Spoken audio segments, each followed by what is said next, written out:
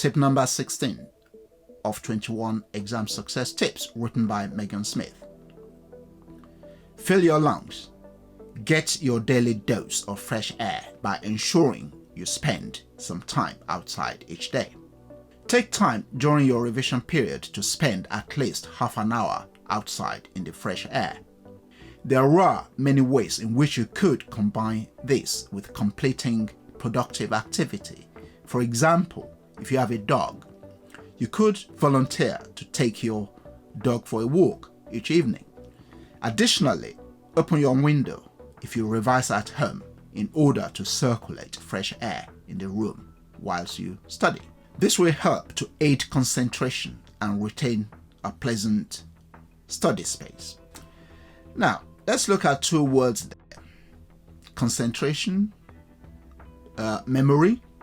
We're trying to link fresh air. Well, we know fresh air is about oxygen. We're trying to link it to concentration and memory. Those two words again, concentration and memory. Any relationship with exams?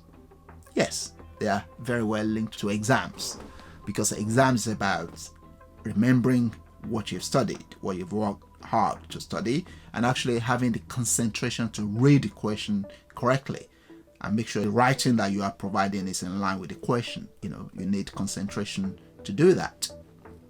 Now, we are speaking about examination. We all know the importance of examination. Well, one of the issue is, oh God, I'm too tired after a day of work. I remember yesterday at about 9 o'clock when I get off my desk, I was actually quite tired, but I thought to myself, I must go for that walk. So I went for my 2.5K walk. Sometimes it is a run, but yesterday was a walk, sometimes both. Just the idea of being out there. It was raining a little bit, not much, but I was just in a different state when I was, walking. And it re-energized me, and more importantly, it put me in a good state. By the time I finished the walk, I was much more alive than I was, even though I was tired before I started the walk. The same thing with my son. He doesn't like going for a run. He'd rather not. But it does encourage me sometimes to go for a walk with him, even when I'm a little bit tired. My daughter too, sometimes if she doesn't want to go for a walk outside, she do some stretching exercise in the garden, even if it's a little bit cold sometimes. I certainly will encourage you as a parent to do your best to encourage your teenagers to make sure they get plenty of fresh air. I'm not going to go too much into the science. We know that oxygen is in fresh air and is good for circulation of blood into your brain and so on and so forth. When I was doing some research, here are the things that I found. I just read out 6 key points that I noted when I was doing some mini research about fresh air linked with concentration and with memory and health and so on. Fresh air is good for digestion. It improves your blood pressure and heart rate. It makes you happier.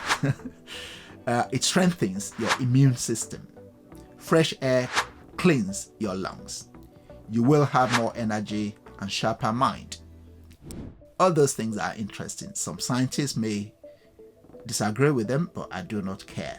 Psychologically, it makes me feel good. I'm in a better state when I go for walks and get more fresh air. So that's good enough for me.